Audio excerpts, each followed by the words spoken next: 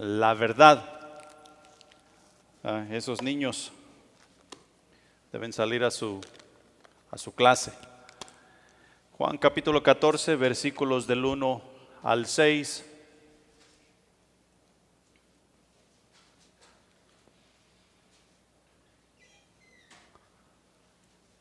¿Ya están ahí? Ok, Juan capítulo 14, versículos del 1 al 6 dice lo siguiente: no se turbe vuestro corazón, creéis en Dios, creed también en mí. En la casa de mi Padre muchas moradas hay. Si así no fuera, yo os lo hubiera dicho. Voy pues a preparar lugar para vosotros, y si me fuere y os preparare lugar, vendré otra vez, y os tomaré a mí mismo, para que donde yo estoy, vosotros también estéis. Y sabéis a dónde voy, y sabéis el camino. Le dijo Tomás: Señor, no sabemos a dónde vas, ¿cómo pues podemos saber el camino? Jesús le dijo: yo soy el camino, la verdad y la vida. Nadie viene al Padre sino por mí. En este mes, como hemos estado viendo, estamos hablando de Jesús y yo, dando a entender lo que nuestra relación con Jesús o nuestra relación con Dios por medio de Jesús debe ser, y cómo es que esta relación debe de ser vista por el mundo.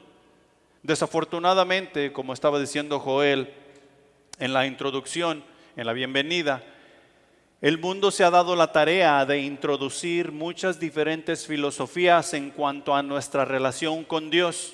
Ahora tú y yo en la actualidad podemos tener una relación con Dios que es bautista, podemos tener una relación con Dios que es pentecostés, podemos tener una relación con Dios que es judía, que es musulmán, una relación de muchas diferentes maneras.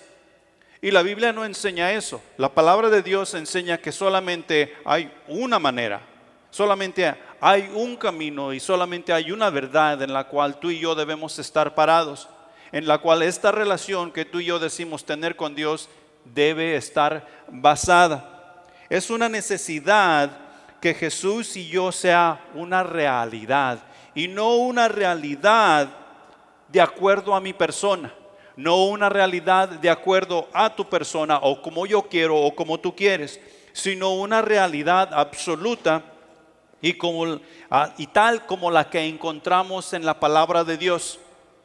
Jesús dice: yo soy el camino, yo soy la verdad, yo soy la vida. O sea que no está dando lugar a que podamos llegar al Padre por ningún otro medio. Por ningún otro medio. De la misma manera, habemos muchas religiones como las que te mencioné hace un momento que enseñan que podemos llegar al Padre por medio de hacer buenas cosas, por medio de ser buenas personas, por medio de hacer buenas obras, lo cual también es mentira. Es mentira.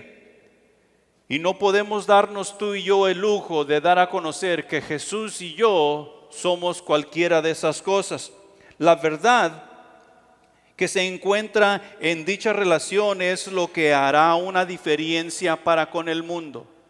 La verdad que verá el mundo en la relación que yo tengo con Dios por medio de Cristo Jesús, lo cual lo hace Jesús y yo, es lo que va a hacer una diferencia. Y esa diferencia, ¿sabes para dónde va? Esa diferencia va para la vida, y va para la vida eterna. Como dice Jesús, salta para vida eterna. Y eso es lo que Dios nos ofrece en Cristo Jesús. Tú y yo necesitamos preocuparnos porque la relación que tenemos con Dios sea Jesús y yo. Y hay muchas cosas que en nuestra vida van a tener que cambiar. Van a tener que ser echadas fuera para que pueda ser Jesús y yo. Y más adelante vamos a entrar un poquito en eso. Jesús y yo ha de reflejar la idea que Jesús no solo es una figura histórica o religiosa, porque eso es lo que la mayoría de las personas piensan. Cuando se encuentran o cuando nosotros conocemos a alguien que les damos a conocer o se dan cuenta que nosotros somos cristianos, lo primero que estas personas piensan, dicen, no, es que esta es una persona muy religiosa. ¿Sí? Es una persona muy religiosa. Y ser religioso y tener una relación con Dios son dos cosas muy diferentes. Son dos cosas muy diferentes. Y tú y yo, si vamos a ser Jesús y yo, tiene que hacer toda la diferencia del mundo para que las personas que nos miran vivir dicha relación puedan ver a Dios y no al individuo que está representando a Dios. Dios debe ser visto en nuestra relación, sino que esta relación que tú y yo, que el mundo ve con Dios por medio de Jesús, debe de ser una presencia viva que puede ser experimentada en la vida diaria. O sea, que cuando el mundo mira a Jesús y yo, ellos estén viendo a Dios actuar en nuestras vidas de tal manera, o sea, experimentalmente, que ellos puedan decir, yo quiero eso. Yo quiero eso. Los discípulos veían eso en Jesús y decían, yo quiero eso.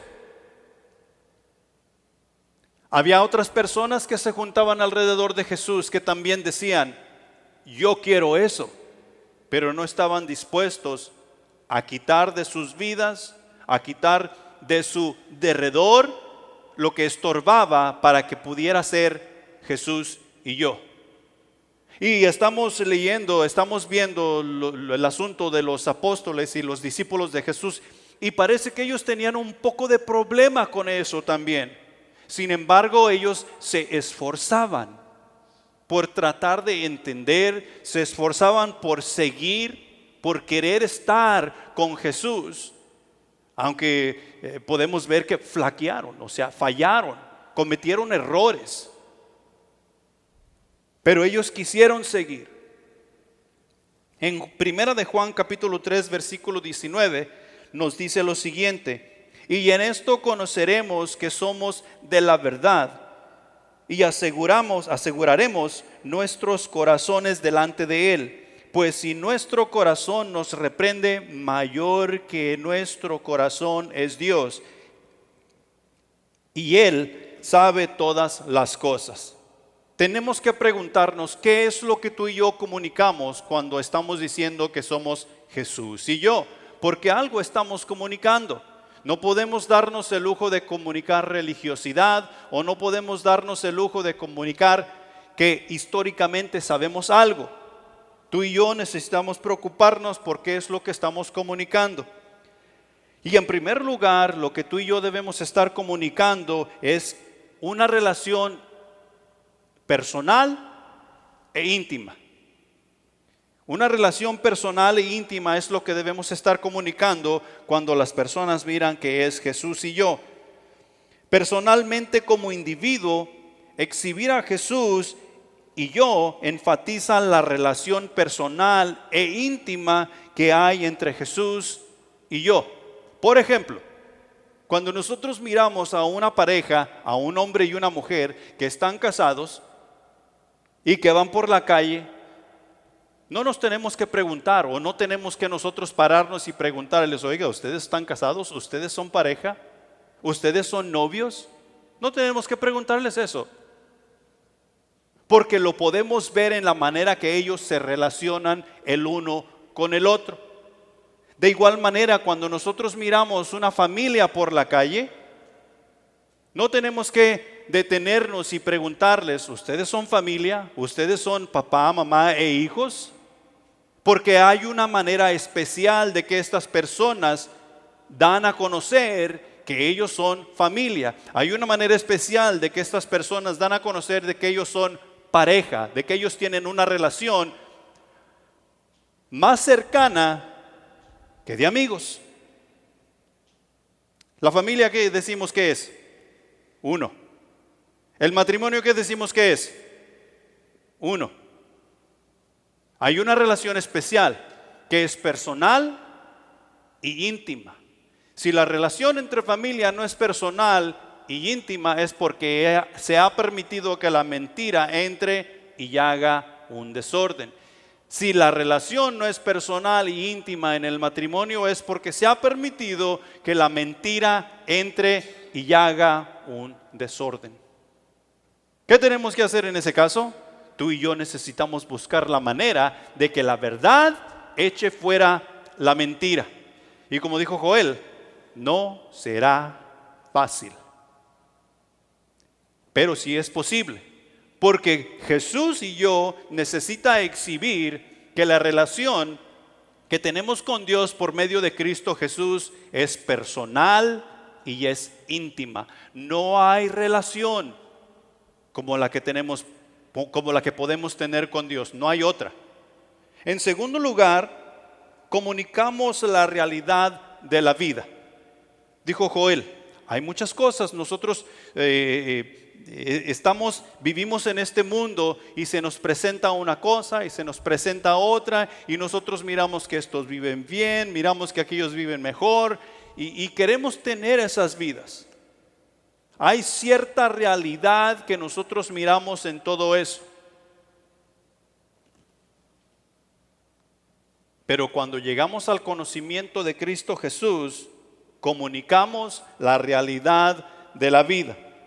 Estamos tan acostumbrados a la vida en este mundo que se nos dificulta ver que puede haber vida aparte de este mundo en el cual vivimos. Y la Biblia, la palabra de Dios, nos hace bien claro que sí hay vida aparte de la que podemos experimentar en este mundo. He ahí la razón por la cual Cristo Jesús vino. He ahí la razón por la cual Cristo Jesús nos salva. Para que tú y yo comencemos a vivir en la nueva vida que Él nos ha dado cuando creímos en Él. Jesús y yo nos lleva a experimentar a Jesús como una presencia viva y activa en la vida de quien cree, influyendo en los pensamientos, decisiones y acciones. Y ahí es donde tú y yo, más bien ahí es donde el mundo puede ver que nuestra relación con Jesús, con Dios, es verdaderamente personal y íntima. Porque está influyendo en nuestros pensamientos, en nuestras decisiones y en nuestras acciones. No hacemos las cosas meramente a la loca. No hacemos las cosas simplemente por hacerlas. No hacemos las cosas simplemente porque todo mundo las está haciendo. Y eso últimamente, en los últimos años, ha explotado como tú no tienes idea. Todo mundo está haciendo las cosas porque los demás las hacen. Y según es una realidad que estamos viviendo. Si tú te pones a pensar por un momento en los años que tú tienes de vida, ¿cuántas modas, estilos has vivido? Yo me acuerdo cuando estaba en la escuela, creo que estaba por ahí como en el 6, en el 6º grado. ¿Y sabes cuál era la nueva? La nueva era Psych, que te hacían una broma y luego te decían Psych. Y yo ahora miro que los niños, es más, ya hace años que los niños salieron ahí, Psych, ya dio vuelta. Ya dio vuelta. Y ya pasó, porque ahora se les acabó el psych. Y en otros cuantos años va a volver otra generación con esa palabrita de psych. Otra palabrita que sacaron mucho y que era la moda es really.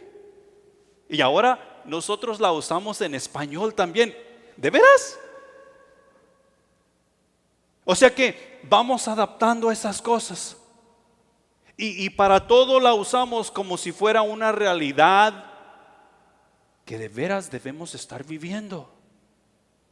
Y los que nos quedamos en el pasado, supuestamente, los que estamos tratando de vivir con Jesús, influyendo nuestras acciones, nuestras decisiones y nuestros pensamientos, somos unos dinosaurios de acuerdo al pensamiento de esas personas. Somos anticuados. Y no se diga la ropa, no se diga los peinados y todas esas cosas. Ya se les pasó el tiempo donde andaban todos pintados con el pelo de azul, verde, anaranjado, amarillo, morado y quién sabe cuántos otros colores. Pero en otros años regresará, porque eso ya pasó también en años pasados. Nosotros no somos de este mundo. Jesús y yo no es de este mundo. Jesús y yo no va a ser influenciado por la moda, ni por el estilo, ni por ninguna otra cosa que este mundo pueda crear. Y tú y yo tenemos que tener mucho cuidado de no dar el mensaje equivocado, porque tú y yo necesitamos reflejar que Jesús y yo es una relación íntima y personal con Dios mediante Cristo Jesús. Tú y yo necesitamos comunicar que la realidad de la vida es Cristo Jesús. La realidad de la vida es el realm espiritual en el cual estamos aprendiendo a vivir. Y en tercer lugar, Jesús y yo comunica la fe que salva. La fe que salva. Tú y yo podemos tener fe en muchas cosas. Tú y yo podemos tener fe en nuestra relación de amistad, en nuestra relación de matrimonio, de familia, de iglesia. Tú y yo podemos tener fe en nuestro trabajo. Tú y yo podemos tener fe en el dinero, en el sistema de este mundo. Pero ¿sabes qué va a hacer todo eso? En un tiempo o en otro, todo eso fallará. Y cuando eso falla, tu fe se acaba. Jesús y yo refleja la fe que salva, porque la fe que viene de Dios no falla. Los que fallamos somos nosotros. La fe que viene de Dios no falla. La verdad que en Jesús encontramos está basada en la fe que únicamente viene de Dios. Esa es la fe que salva. Es una fe que salva, que nos lleva a la vida y nos lleva a creer para que confiadamente podamos caminar por este mundo haciendo la voluntad de Dios. Fíjate bien, haciendo la voluntad de Dios. No para que hagamos lo que nosotros querramos. Nosotros ya no nos pertenecemos a nosotros mismos. La semana pasada hablamos de que Jesús no hacía las cosas por su propia voluntad. No hablaba y no decía lo que él quería, sino que él hablaba y él decía lo que el Padre le decía hacer y decir. Tú y yo, en la fe que salva, no vamos a poder hacer lo que nosotros querramos hacer. En todo caso, no será Jesús y yo.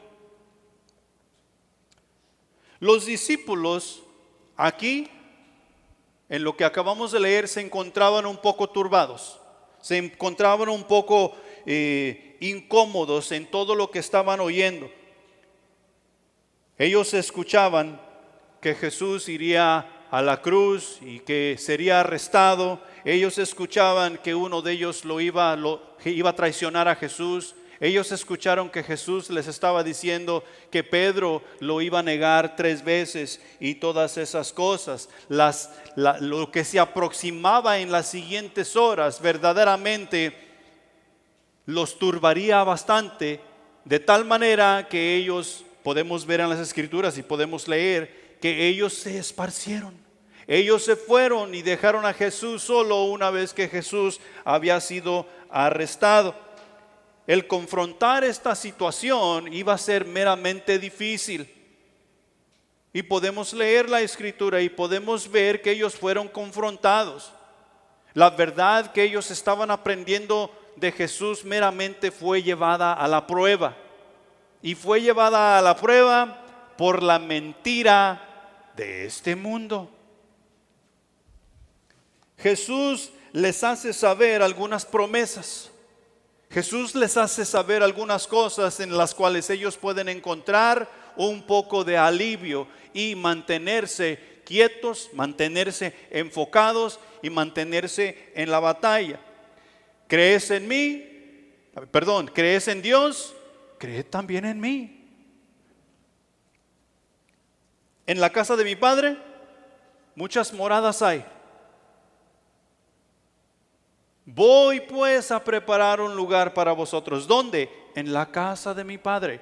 No en este mundo. ¿Dónde vive Dios? ¿Dónde está Dios? ¿Dónde está la morada de Dios? En los cielos. Voy pues a preparar lugar para vosotros. Y vendré para llevarlos a donde yo estoy. Jesús está tratando de confortar esos corazones, está tratando de aliviar la turbación de estos discípulos. Jesús les da una promesa aún mejor, tratando de aliviar lo que en ese momento está sucediendo. En el versículo 18 del capítulo 14 encontramos este versículo que dice: no os dejaré huérfanos, vendré a vosotros. No os dejaré huérfanos, vendré a vosotros. Y si leemos los versículos anteriores, nos vamos a dar cuenta exactamente de qué es lo que está hablando Jesús con no los dejaré huérfanos. Lo cual enfatiza la ausencia de Jesús en el sentido físico. Jesús ya no estaría más con ellos. Eso era una cosa que los estaba turbando a ellos, que los estaba incomodando. Jesús ya no estaría en el sentido físico. Al mismo tiempo, resalta la promesa de una continua relación con el Padre, aunque Jesús físicamente ya no estaría ahí. Fíjate lo que dice el versículo 16. El versículo 16 dice: yo rogaré al Padre y os dará otro consolador para que esté con vosotros. ¿Para qué tanto tiempo? Para siempre. ¿Quién es ese otro consolador? El Espíritu Santo. Al leer la Escritura, nosotros nos damos cuenta que el Espíritu Santo en la vida del creyente es el que nos viene a hacer, o más bien el que nos viene a darnos a conocer a los demás como Jesús y yo, porque el Espíritu Santo es la presencia de Dios en todo aquel que cree. El Espíritu Santo es quien nos ayuda a nosotros a hacer las decisiones que necesitamos hacer, nos ayuda en todos los aspectos de la vida, dándonos sabiduría y entendimiento para mejor hacer decisiones en cada momento de nuestra vida. Y Jesús dice que ya no estaré con ustedes, pero les daré otro consolador. O sea que nos está dando a entender que seguiremos teniendo una continua relación íntima y personal con el Padre. Vendré a vosotros, dice, vendré a vosotros. Esto se refiere a la llegada del Espíritu Santo a nuestras vidas, quien hace una diferencia diaria en la vida del creyente. Él está en nosotros para guiarnos, Él está en nosotros para confortarnos, para abogar y para aconsejarnos en nuestra necesidad, en nuestros tiempos de debilidad. El Espíritu Santo está ahí para que tú y yo verdaderamente podamos ser Jesús y yo. El mundo no me puede ver, dice Jesús, pero ustedes sí me verán. Y yo creo que esa es la razón por la cual el mundo dice que tú y yo estamos locos, Lucas. Porque el mundo no me verá más, pero ustedes me verán. Y he ahí la importancia de nosotros inundarnos en la Escritura, sumergirnos en la Escritura, porque en la Escritura es donde vamos a ver a Jesús. Mientras tú y yo estamos obrando, porque de la Escritura hemos aprendido, vamos a ver a Jesús en las decisiones que hacemos, vamos a ver a Jesús en los caminos donde andamos de acuerdo a su voluntad. Vamos a ver a Jesús en las personas con quienes estamos hablando, testificando, tratando de hacer una diferencia. y va a ser notorio. Porque cuando tú estás hablando con una persona y esa persona realmente quiere a Jesús en su vida, hay una diferencia en el semblante de esa persona. Hay una diferencia en la actitud de esa persona. Tú miras a Jesús en sus vidas. Ellos tal vez no lo pueden ver, pero tú que conoces y tú que estás tratando de que sea Jesús y yo, tú lo puedes ver. Jesús dice: el mundo no me puede ver, pero vosotros me verán. Hermanos, la realidad de la vida la encontramos en el movimiento espiritual. El movimiento espiritual que solo Jesús puede traer a nuestra alma. Solamente Jesús. Y ahí la razón por la cual Él dice: yo soy el camino, la verdad y la vida. Cuando realizamos esta verdad, lo de este mundo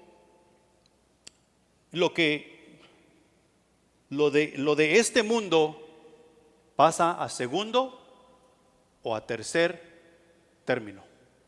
Cuando tú y yo realizamos esta verdad, lo de este mundo pasa a segundo o tercer término.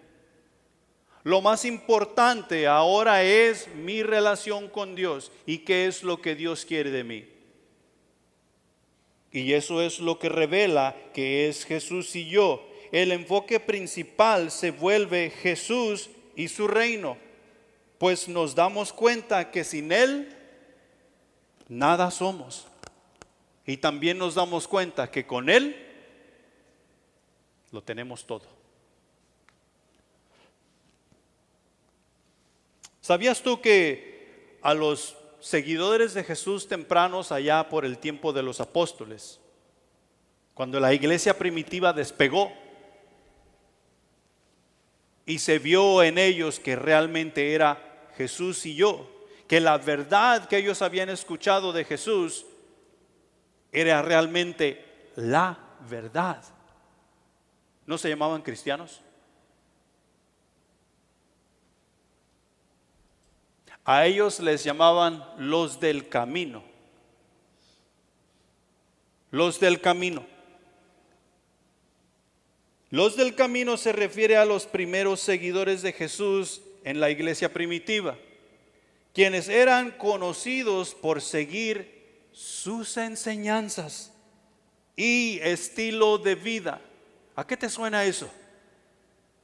A Jesús y yo.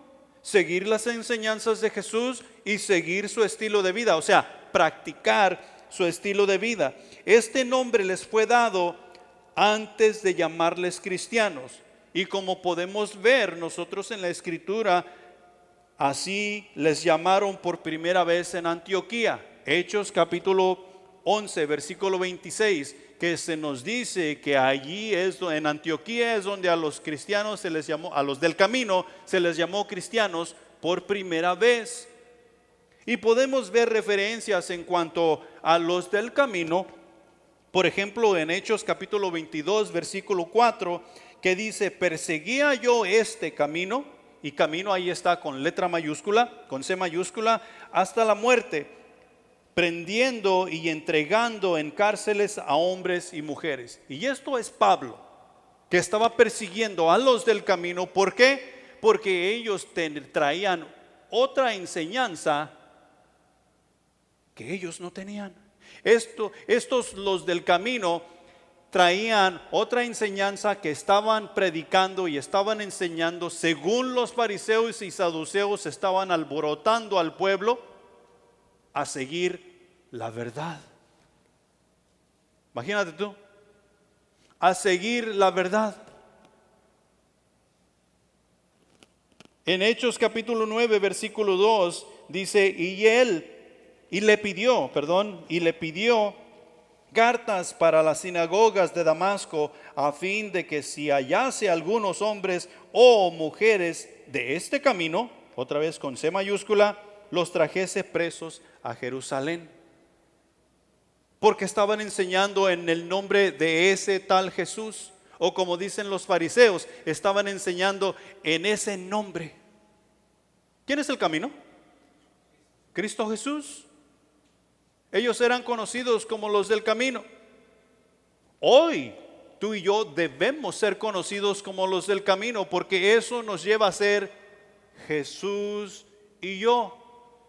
Jesús y yo debe de ser esa verdad que solamente hay en Cristo Jesús y que nos da libertad para hacer las cosas tal y como Dios manda, haciendo la voluntad de Dios en todo tiempo y en todo lugar, sin importar la situación o la condición.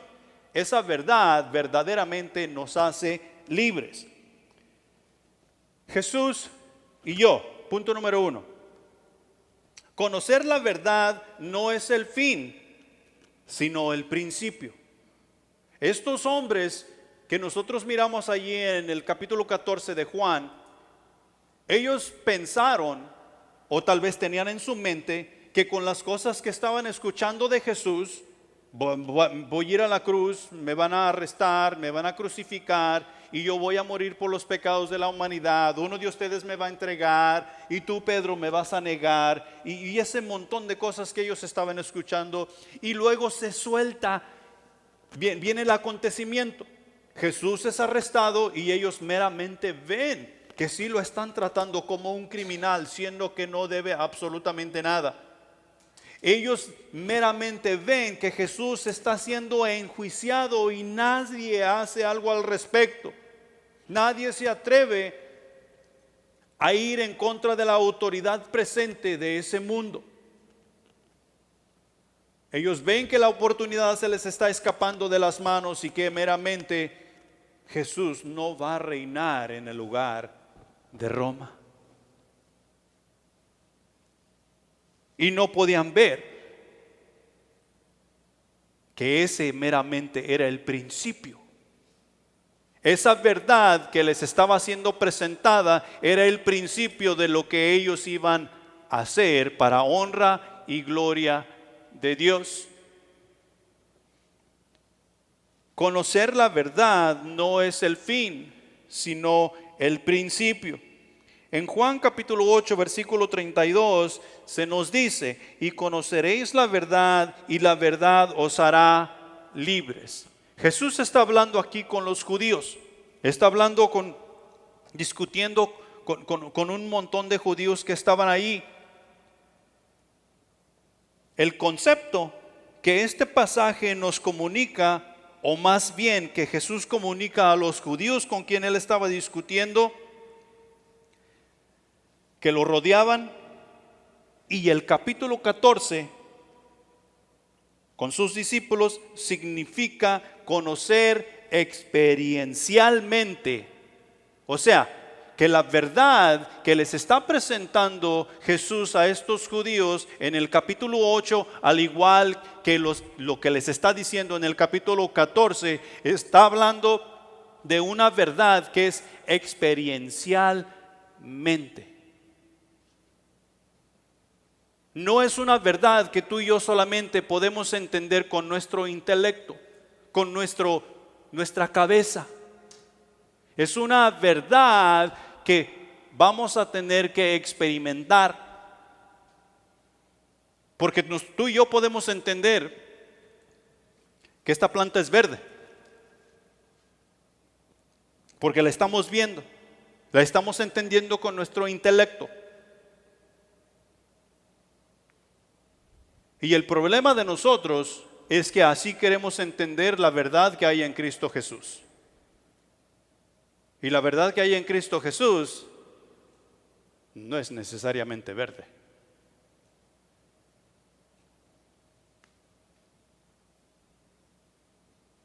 ¿Es fácil el camino de Jesús?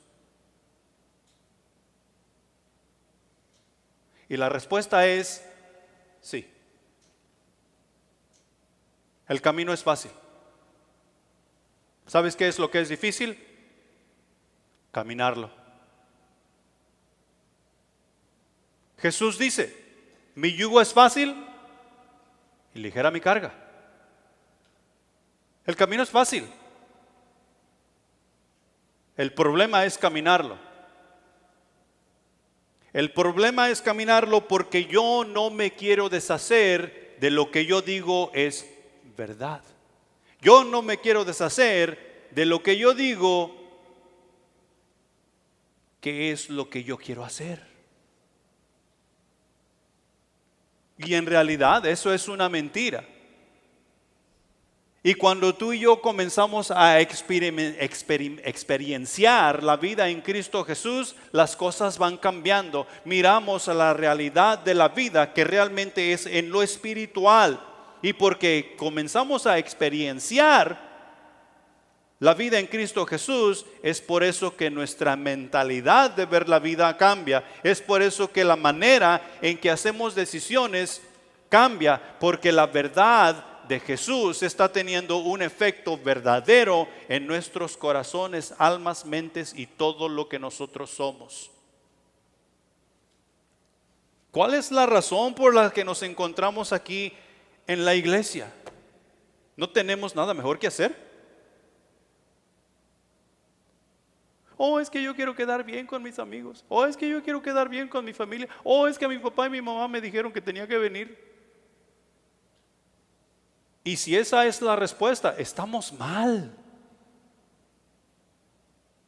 Porque no estamos experimentalmente viviendo la verdad que Jesús nos ha dado. Porque cuando experimentamos la verdad de nuestras vidas, eso va a cambiar todo. Y todo lo de este mundo va a bajar a segunda, tercera y cuarta plana. Y tal vez de un todo lo quitas de tu mente. Depende de la cercanía, de la intimidad y personalidad que tú tienes con Dios. Pero el conocer la verdad es el principio. Comprender algo con la mente o el intelecto no lo es todo. Y algunos de ustedes han dicho, no, es que hasta que lo vive en carne propia es cuando voy a aprender. Vive la vida, en la verdad que es de Jesús, y va a cambiar todo tu entorno. Todo. Efesios capítulo 4, versículos 20 y 24 dicen lo siguiente: mas vosotros no habéis aprendido así a Cristo, si en verdad le habéis oído y habéis sido por él enseñados conforme a la verdad que está en Jesús. En cuanto a la pasada manera de vivir, despojaos del viejo hombre que está viciado conforme a los deseos engañosos, y renovaos en el espíritu de vuestra mente, y vestíos del nuevo hombre creado según Dios en la justicia y santidad de la verdad. ¿Cómo llegamos a ese punto? ¿Cómo nos despojamos tú y yo del viejo hombre? ¿Cómo es que tú y yo comenzamos a caminar en la justicia y la santidad del Señor?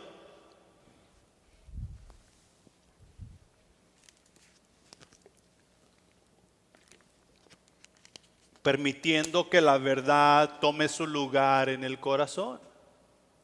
Permitiendo que la verdad tome su lugar en el corazón.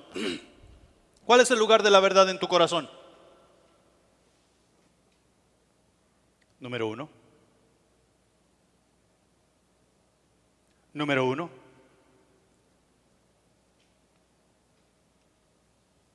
¿Quién es la verdad?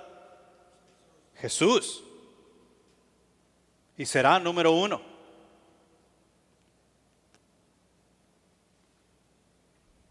Muchas veces tú y yo nos vamos a meter en problemas por decir la verdad. Muchas veces.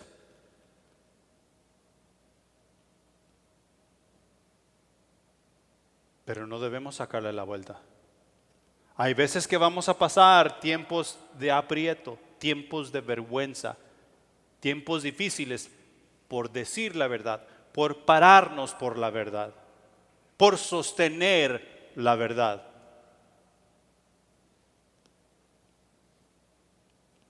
Pero la verdad, ¿qué hace?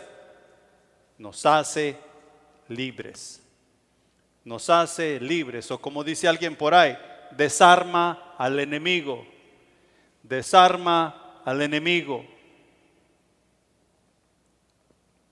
Cuando creemos en la palabra de Dios y conocemos a Jesús y ponemos por obra sus mandamientos, la verdad que hay en Jesús, entonces nos despoja del viejo hombre que hay en nosotros y somos renovados en el espíritu de nuestra mente, de modo que la verdad por la que vivimos nos hace libres en la justicia y en la santidad del Señor.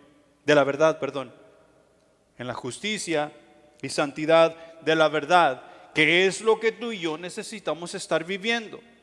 Necesitamos estar viviendo la verdad, y la verdad nos lleva a vivir en justicia y santidad para poder tener esa relación con Dios, lo cual nos hace Jesús y yo. No podemos ser Jesús y yo viviendo una mentira. No es posible. Punto número 2. Jesús y yo en Jesús y yo es la responsabilidad de la iglesia sostener la verdad. ¿Quién es la iglesia? Nosotros, yo. Yo soy la iglesia. Yo no soy la iglesia por mí mismo, por yo solo, sino que yo juntamente contigo y tú juntamente conmigo somos la iglesia. ¿Cuál es la responsabilidad principal?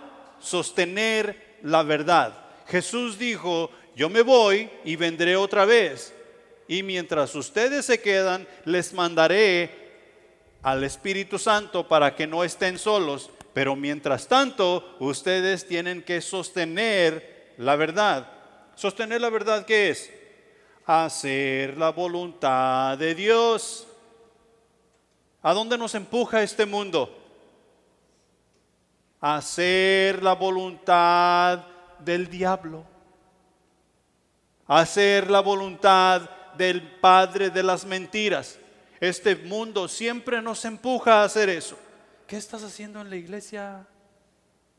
¿Qué estás haciendo perdiendo tu tiempo ahí? La vida es jacarandosa y hay que gozarnos de la vida. Hay que aprovechar el momento ahora que tenemos tiempo y energía, ¿verdad? Y eso suena bien. Amén. Eso suena bien. Suena bien en la mente carnal. Suena bien en la mente carnal. Porque cuando llegamos a conocer la verdad, nosotros nos damos cuenta que eso también funciona en la vida en Cristo. ¿Sí? Usar nuestra energía para la vida en Cristo, usar nuestra energía, nuestra sabiduría y nuestra juventud para vivir para la honra y gloria de Dios.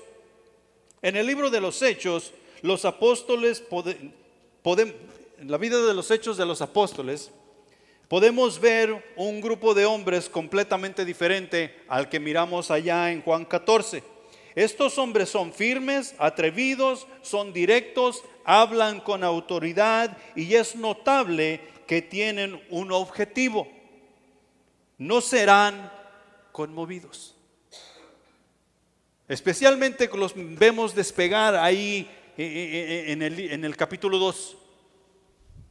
No serán conmovidos. Estos hombres no son la misma persona que estamos viendo turbados en el capítulo 14 de Juan. ¿Sabes por qué? Porque la verdad que Jesús les estaba diciendo en esa enseñanza y todas las demás enseñanzas se ha convertido en una realidad. El Espíritu Santo ha llegado y ya ha tocado a todos los varones que estaban ahí y mujeres que estaban ahí reunidos. ¿Y qué nos dice el libro de Hechos que estas personas sobre los cuales había caído el Espíritu Santo están haciendo? Glorificando a Dios. Glorificando a Dios. ¿Tú tienes el Espíritu Santo?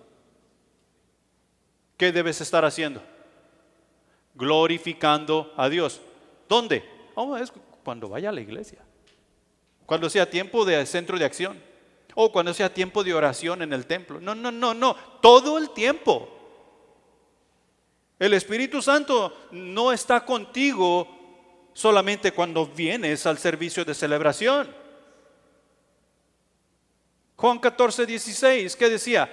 Yo les mandaré, no los dejaré huérfanos, rogaré al Padre que les mande, que les dé el Consolador para que esté con ustedes. ¿Cuánto tiempo? Para siempre, para siempre. El Espíritu Santo había llegado a la vida de los apóstoles, y los apóstoles y todos los que estaban esperando la llegada del Espíritu Santo ahora glorificaban a Dios, y por eso no eran los mismos turbados que miramos en el capítulo 14 de Juan. Ellos ahora hablaban con autoridad y no tenían temor. La iglesia ha sido llamada y comisionada a salir de entre las sombras. La iglesia es una luz en este mundo. Es un luminar en este mundo. La iglesia está aquí para dar sabor a la vida del ser humano. Y a veces parece que estamos echando a perder la comida. La iglesia está aquí para dar sabor a la vida del ser humano. O sea que tenemos que salir de entre las sombras, declarar la verdad e invitar al que cree a ser parte de la obra de Dios, engrandeciendo así el reino, su reino. Y mira, la invitación siempre está abierta mientras las cosas se están haciendo para Dios. ¿Y cuándo es que se están haciendo las cosas para Dios?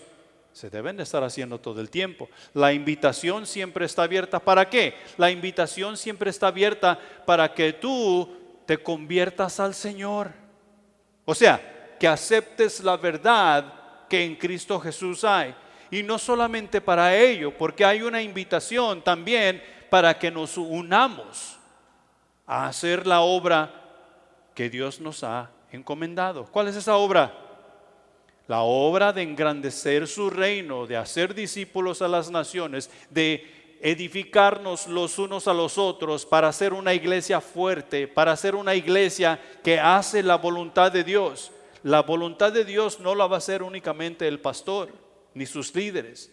La voluntad de Dios se va a hacer por medio de la iglesia, cada uno de nosotros haciendo lo que corresponde. Acuérdate que la iglesia somos el cuerpo de Cristo, y todos los miembros del cuerpo de Cristo son útiles para hacer cada uno su propia obra, glorificando a Dios en cada paso que se da.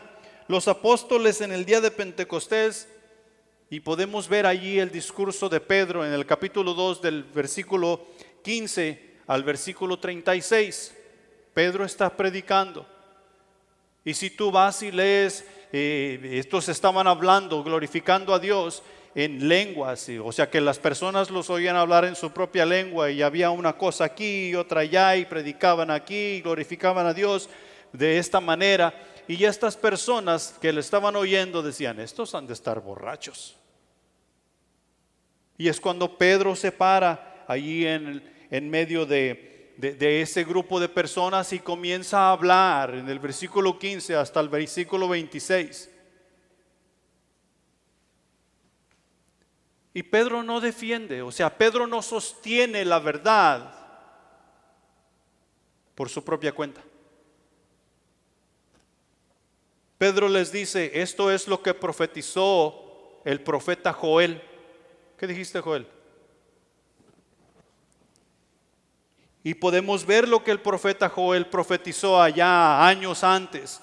Lo puede ahí porque está descrito de los versículos 28 al 32. Pero el punto es que Pedro no sostuvo la verdad que se estaba llevando a cabo o que estaba siendo manifiesta simplemente porque lo que él decía o lo que él pensaba o lo que él había experimentado, sino que estaba sosteniendo la verdad con la misma verdad de la palabra de Dios, lo que había sido profetizado años antes en cuanto al Espíritu Santo. También Pedro dice más adelante, en cuanto a David, dijo el Señor a mi Señor. ¿Dónde hemos leído eso? ¿Dónde has leído tú eso? Dijo el Señor a mi Señor. Lo vas a encontrar en Salmos 16. Y también vas a encontrar otra parte de lo que Pedro dice en el Salmo 110. Simplemente para recalcar y reforzar el punto de que la palabra, o sea, la verdad de Dios va a ser sostenida por la misma verdad de Dios que tú y yo estamos viviendo, que tú y yo estamos experimentando, que tú y yo estamos llevando a cabo como iglesia. En el capítulo 4 de Hechos, nosotros allí vemos y vamos a ver la primera persecución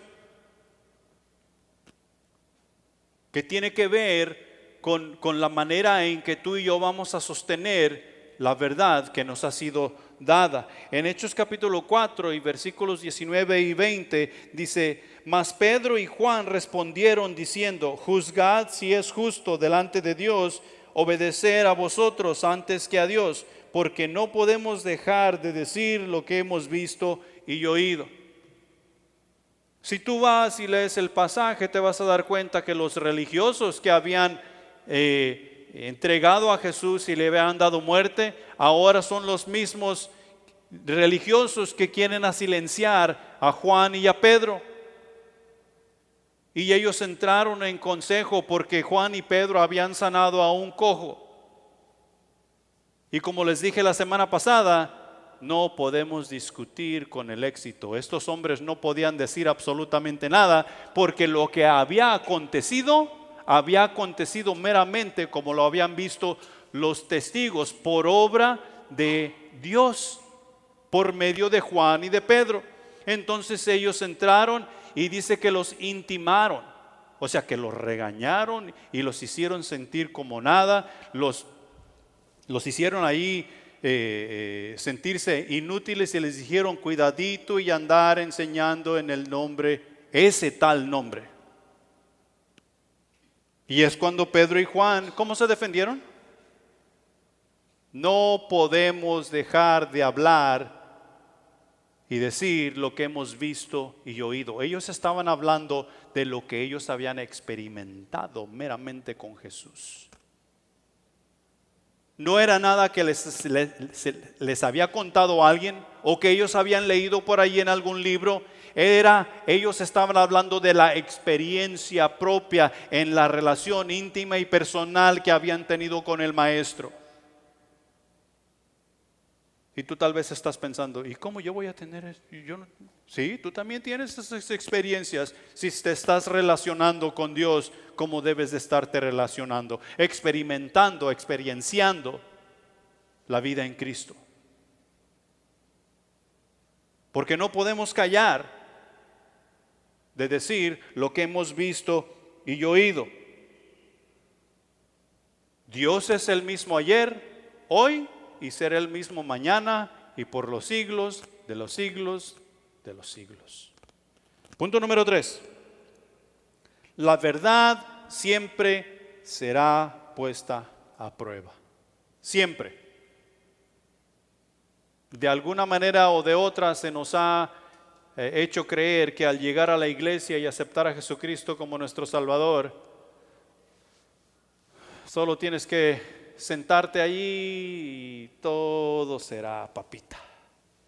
Porque ahora Dios es tu Padre Celestial, ya no tienes ni que salir a trabajar. ¿Por qué? Porque Dios es dueño de todas las cosas y Dios no tiene hijos pobres. Dios proveerá. Y estamos malinterpretando la Escritura, porque sí, Dios proveerá, pero tú y yo tenemos que hacer nuestra parte de la relación. La verdad que los apóstoles habían vivido por esos 3 años estaba siendo puesta a prueba. Jesús se iría a la cruz, sus seguidores serían perseguidos y según los religiosos de ese supuesto Mesías y sus enseñanzas desaparecerían. ¿Por qué? Porque habían matado al maestro que les enseñaba. Los discípulos se habían esparcido por todos lados y ya no estaban juntos, ya no había unión. Según ellos, habían acabado con todo. Pero no se percataron que la verdad volvería a la vida, que Dios Padre le resucitaría al tercer día. Ni los apóstoles creían al 100% que Jesús sería resucitado. Los enemigos de la verdad, o sea, la mentira, hicieron hasta lo imposible para desacreditar los hechos. Sin embargo, terminaron con las manos vacías, según podemos ver en la historia. La mentira siempre vendrá a atacar la verdad y tratar de desacreditarlo. La verdad que tú y yo vivimos en Cristo Jesús siempre será puesta a prueba. Si hoy estamos tranquilos y hoy la llevamos bien, pues déjame decirte que en el futuro la verdad que estás viviendo en Cristo Jesús, y más te vale que te agarres bien, porque será puesta a prueba. Lamentablemente, lo que sucede con muchos de nosotros es que nosotros soltamos esa verdad, porque el camino se vuelve pesado, porque los ataques son duros y tupidos, y por cualquier otra razón que tú quieras pensar. Pero la verdad, aunque se vea vencida, no deja de ser verdad. Jesús fue colgado en el madero. Jesús entregó su espíritu al Padre. Jesús fue sepultado, pero no fue detenido, porque es la verdad de Dios para quien cree. Jesús resucitó al tercer día y la verdad salió victoriosa. Estos tipos se quedaron con las manos vacías,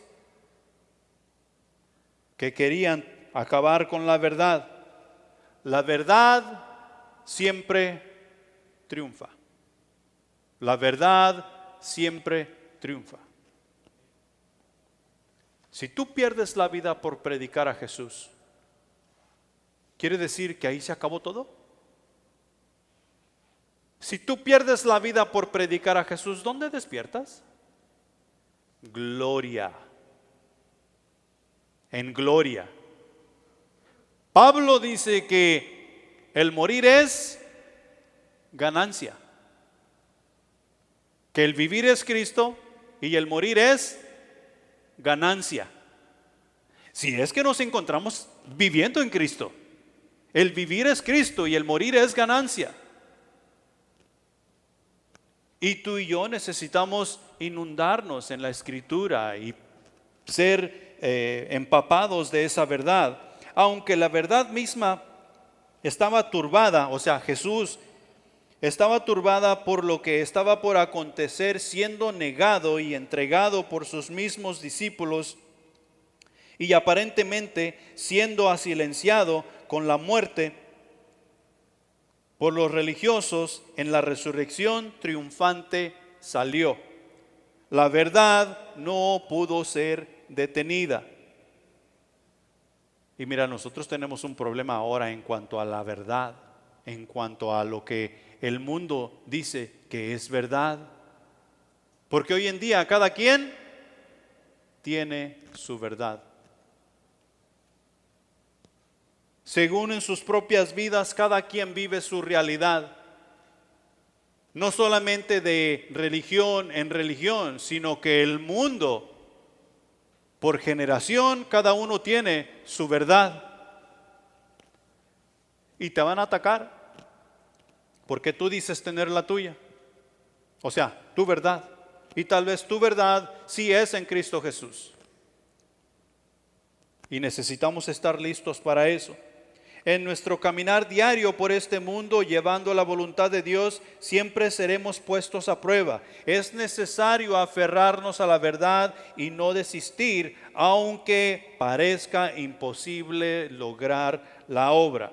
Filipenses 1:6 dice lo siguiente: estando persuadidos de esto, ¿de qué? De la verdad, estando persuadidos de esto, que el que comenzó en vosotros la buena obra, la perfeccionará hasta el día de Jesucristo. ¿Quién comenzó en ti la buena obra? ¿Fue la verdad o fue la mentira? Porque habemos muchos en la iglesia viviendo una mentira que decimos ser en Cristo Jesús, pero no es Jesús y yo.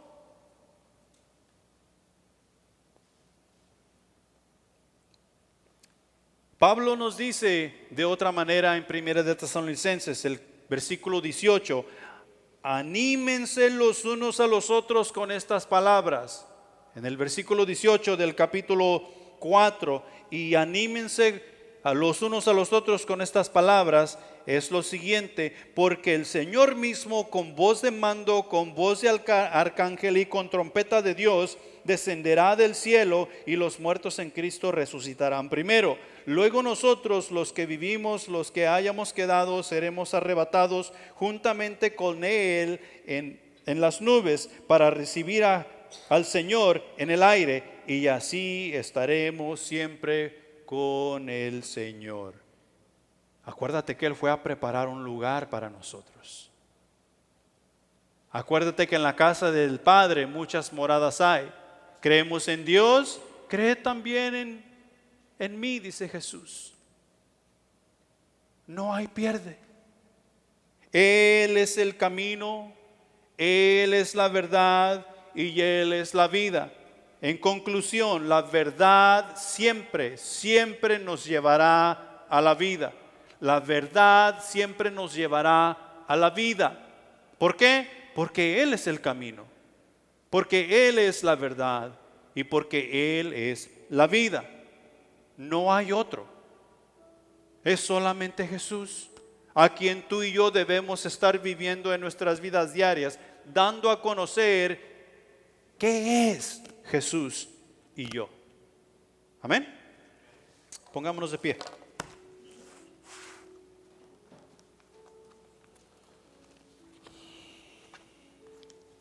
Padre celestial que estás en los cielos, gracias te damos por tu palabra que es viva y eficaz, mi Señor, y que tiene el poder para cambiar nuestros corazones, para cambiar nuestro estilo de vida. Tiene el poder para hacernos libres y vivir libre de lo que este mundo puede ofrecer. Mi Señor, aumenta nuestra fe y ayúdanos a creer. No permitas que lo de este mundo nos turbe de tal manera que nos rinde inútiles, mi Señor. Hay trabajo que hacer, hay palabra que predicar y hay terreno que conquistar en el nombre de Jesús. Mi Dios, despídenos en paz de este lugar y ayúdanos a ser esos hijos que tú deseas que seamos. Te lo pedimos y agradecemos en el nombre de Jesús. Amén.